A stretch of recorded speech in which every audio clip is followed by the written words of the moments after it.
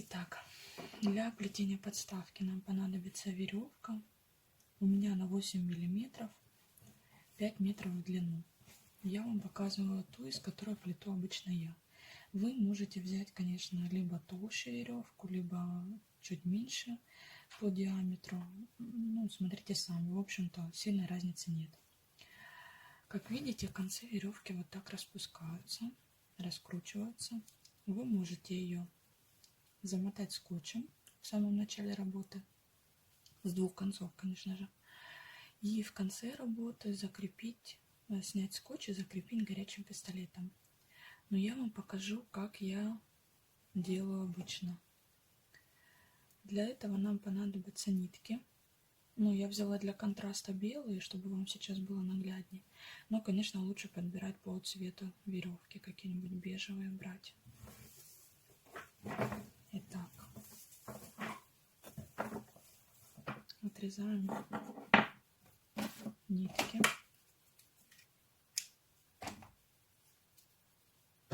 Так, берем наш кончик веревки, вот так скручиваем, чтобы он не торчал. Теперь делаем вот такую петельку. Вот такую. Возможно, этот способ многие из вас знают. Делаем вот такую петельку. Прикладываем к веревке. И начинаем закручивать нашу оставшуюся нитку. Начинаем вот с этого конца. Нигде петелька, потому что мы будем отсюда двигаться к петельке. И наматываем. Конечно, надо стараться плотно мотать друг к другу, чтобы нитка прилегала. Так более надежно у нас получится.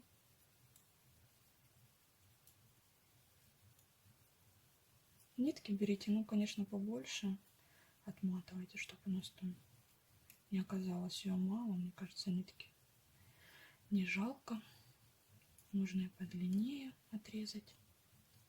Так, мы мотаем. Вот мы дошли до нашей петелечки. Примерно вот такой, то есть где-то сантиметр в ширину нам вполне достаточно. У нас уже не размотается веревочка. Теперь вот наш кончик, который мы наматывали, вдеваем в эту петельку.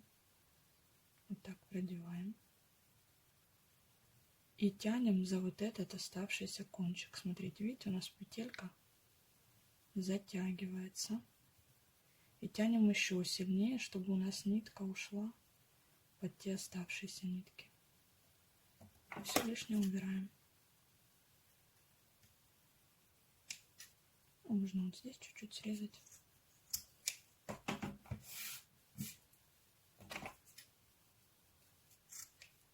Вот так у нас получается. Все, теперь можем приступать, в общем-то, к созданию нашей подставки. Итак, вот наша веревочка. Мы делаем вот такую петлю. Теперь вот эту нитку основную прокладываем под нашу петельку. Видите, получается вот такой у нас калач или сердечко. В общем-то, я часто в постах пишу, что это очень символично было для наших предков, для славян. Можете почитать, что он значит. Так что такие подставочки очень символичны. Так. Берем наш другой конец. У меня он остался как бы под скотчем, потом уберем. И смысл горизонтального плетения в том, чтобы наши веревки переплетались. Она всегда чередуется, веревка идет сверху, потом снизу, сверху и снизу, и за счет этого как бы у нас держится форма. Так, можем сердечко чуть поменьше сделать, утянуть, затянуть, вот так. Итак, продолжим. Нам нужно над этой веревкой, потом под этой пропустить, и потом опять над этой пропускаем. Вот смотрите, видите, над этой, под вот этой, и опять сверху вот этой пропускаем нашу рабочую веревку. Веревка, конечно, длинновата, 5 метров я ее взяла. Ну, мы лишнее потом обрежем на всякий случай. Всегда придерживайте вот это основное сердечко наше. Так удобнее работать, оно у вас не распускается, то есть вы держите его правой рукой и левой протягиваете.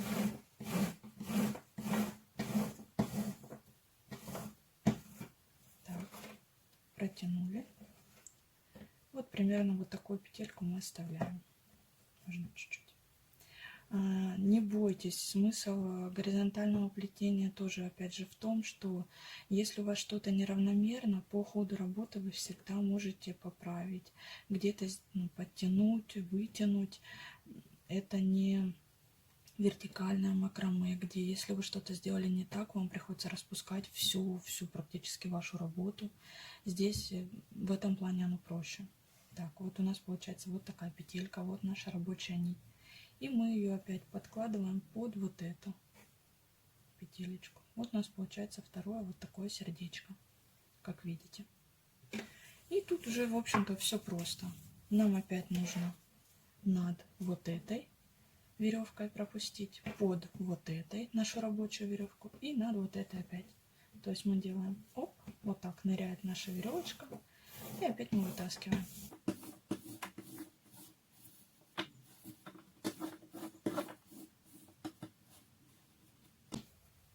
Вот у нас опять получилась такая петелечка. И мы опять берем и вот так раз основную нашу рабочую веревку прячем под нее. Вот у нас уже вырисовывается основной рисунок подставочки нашей. Вот горячая. Вот так. Нам надо теперь завершить работу, сделать последнее сердечко. Вот здесь. Сейчас смотрите внимательно. Будем с вами делать. Вот у нас конец. Он находится сейчас зафиксированный под вот этой веревочкой. Мы его вытаскиваем аккуратно и кладем сверху. Видите? Вот так. Вторую нашу рабочую длинную веревку. Их вот так перекрещиваем между собой. Перекрещиваем. Берем наш конец. Желательно здесь держать. Вам будет удобнее, чтобы вот эта маленькая веревочка у вас не ускользала никуда. Вот так держим. Наш длинный конец основной рабочей веревки. Опять пропускаем под вот этой нашим первым сердечком. Под ним. Над вот этой коротенькой веревочкой. Над ним. И под второй веревкой. Пропускаем. Она у вас может перекручиваться. Конечно, первое время делайте это медленно, никуда не торопитесь, аккуратно. Придерживайте. Видите, я основной рукой сейчас, конечно, вам не видно, прикрываю, но по-другому никак. Надо придерживать свою работу. Иначе она у вас будет вся ходить туда-сюда, и вам будет очень неудобно.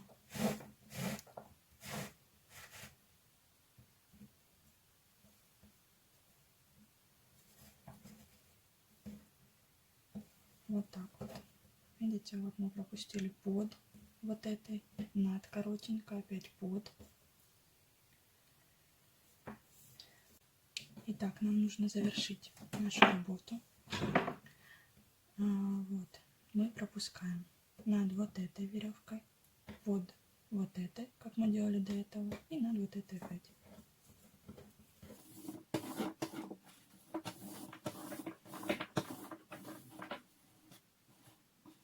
Вот мы пропустили. Так, берем нашу рабочую ниточку, веревку. И теперь мы идем таким образом. Теперь мы будем просто повторять нашу основу, нашу форму. Вот уже у нас получилось. И завершаем наше последнее сердечко. Вот этот последний конец рабочий. Нам надо теперь, мы же вот тут над сделали. Теперь пропускаем вот под вот этим. И начинаем повторять контуры нашей вот этой всей основной веревки. Вот смотрите. То есть мы вот здесь пропустили под, вот здесь пропускаем.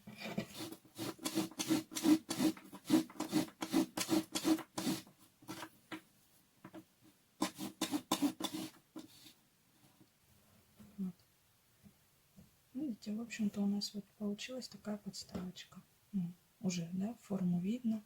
4 сердечка, она состоит из 4 сердечек. Мне кажется, наверное, вам тоже видно со стороны, что вот первое сердечко у нас немножечко большое. Вы можете вот эту коротенькую веревочку нашу, с которой начало, взять и чуть утянуть. То есть вот здесь мы ее подтягиваем, вот здесь, вот здесь. Ну и тут выпускаем. Она вот здесь у нас торчит, мы ее в конце, конечно же, обрежем, то есть ничего у нас не будет торчать.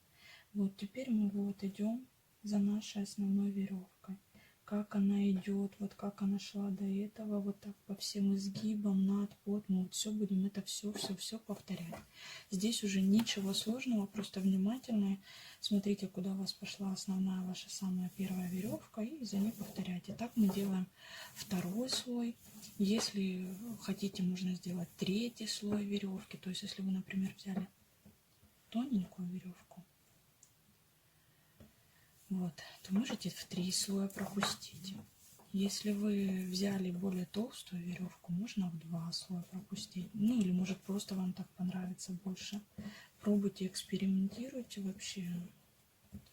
Тут уже без проблем. Ничего страшного нет. Как вам больше понравится.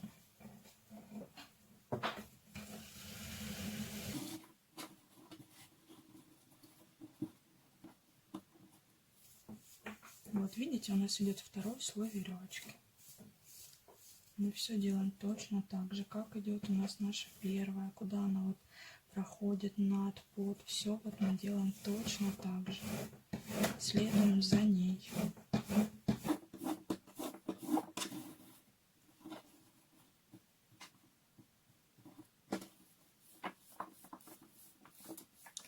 Из джута делать такие подставки проще, потому что он жесткий. То есть из вот такой веревки джутовой он жесткий. В принципе, вы можете их потом в конце никак не фиксировать, ни горячими ножницами. Ну, то есть это на ваше усмотрение. Хотите, конечно, фиксируйте, хотите, не фиксируйте. Ни горячими ножницами, ни сшиванием никаким. Если вы решите плести из хлопкового шнура или полиэфирного шнура, во-первых, конечно же, берите толстый, то есть 5-миллиметровый с сердечником, потому что из 3-миллиметрового совсем вам будет очень тяжело плести. Он очень скользкий, что хлопковый, что полиэфирный. Плести из него сложновато, и он не так держит форму по итогу, то есть он не такой жесткий. И вам придется либо сшивать потом все это, то есть вот так вот, да, там все ваши с изнаночной стороны, либо склеивать горячими ножницами, ну, то есть это уже на ваше усмотрение. Я, видели у меня в профиле, я, конечно, как-то делала очень большой заказ, у меня тогда было 40 штук. Из полиэфирного шнура, он цветной, заказали определенные цвета. Я тогда сшивала все это вручную. И сшиваю я обычно леской. Знаете, есть такая ниточка, очень тоненькая, она как леска, но даже тоньше. Ну, то есть она прозрачная. И тогда у вас, вы когда сшиваете, ничего не видно.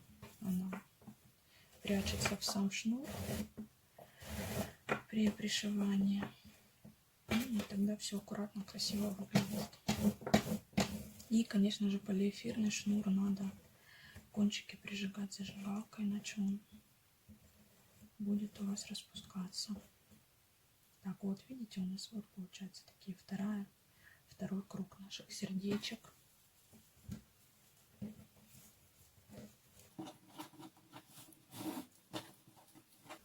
Такие подставочки из джута, конечно, может под кружки не очень использовать, они, может, покажется вам немного жестковато, ну, то есть, опять же, на ваше усмотрение. Но вот, например, под кофейницы, под турки горячие, когда вы сварили кофе и надо ее куда-то поставить, очень прям отлично подходит. Под чайники заварочные. Вот такие подставочки из джута отлично подходят.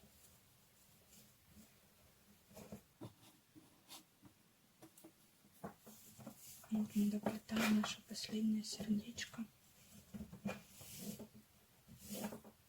Доплетаем второй слой.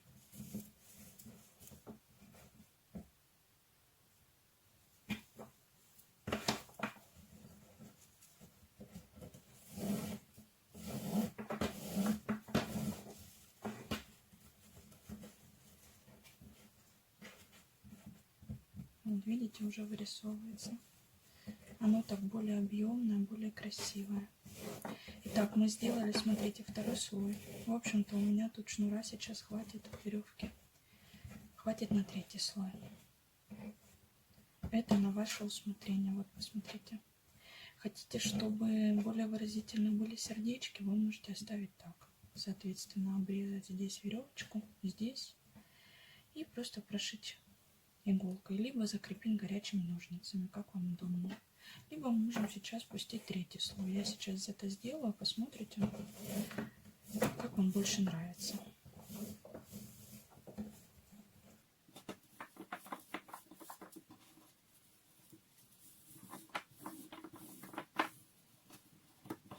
Вот, третий слой делаем точно так же. Повторяем за всеми нашими этими двумя предыдущими слоями.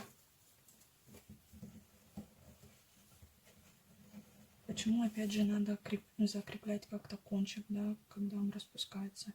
Видите, сколько раз мы пропускаем? Если вы его не закрепите, никак не зафиксируете, он у вас очень сильно в процессе плетения распустится, конечно, веревка ваша.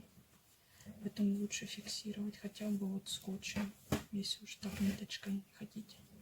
Кстати говоря, вот такое фиксирование ниточкой, вот что я вам показала сейчас, так можно... Так, в общем-то, фиксируют и делают ручки на авоськах. Так делают петли на вот этих кашпо макраме. Ну, это один из способов, скажем так. Так у вас вот такая, при таком фиксировании ваша нитка, веревка никак не распустится. Будет крепко держаться.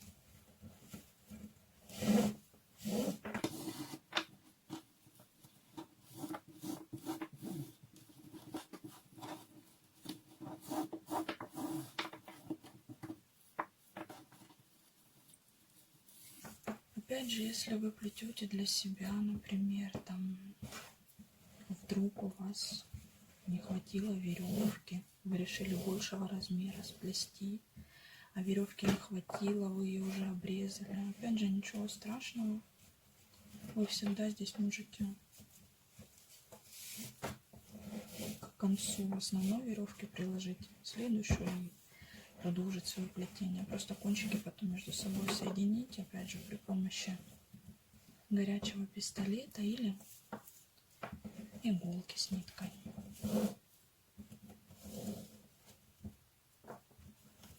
Здесь не надо переживать, как в вертикальном макраме, особенно если вы плетете какие-нибудь кашпоны, в которые будут вставляться цветы, горшки с цветами тяжелые, что если у вас закончилась веревка, там очень трудно добавлять, иначе может пойти разрыв. Здесь у вас ничего страшного в этом не случится.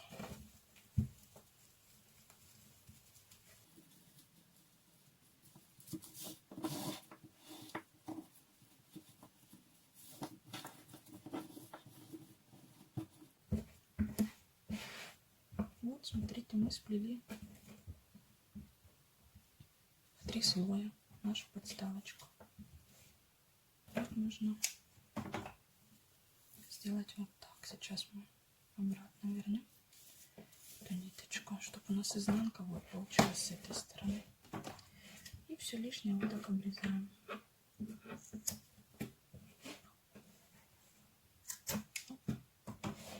И все. И вот эти кончики вы можете зафиксировать горячим пистолетом, либо обычными нитками с иголкой по цвету, или взять вот такую леску. Вот получается вот такая у нас подставочка. Вот видите, она жесткая, то есть я ее беру, она жесткая, она никак не распадается, веревки не выпадают никуда. Если будете плести из полиэфирного или хлопкового шнура, повторюсь, опять же, вам придется вот так все это зигзагом фиксировать, потому что он не такой плотный, он не такой жесткий получается, ну, красиво, если вы хотите, конечно, сделать что-то цветное. Если у вас какое-то сердечко получилось, например, больше, чем другие, да, вот это вот у нас побольше, мне кажется, чем это, вы можете прям вот все 3 слоя веревки вы берете и вот так подтягиваете. Они все 3 слоя тянутся, видите, вот я вытаскиваю. Вот так, так. И по спирали пошли дальше. То есть тянете в ту сторону, куда вам надо. Где вам нужно добавить, туда вы и перетягиваете.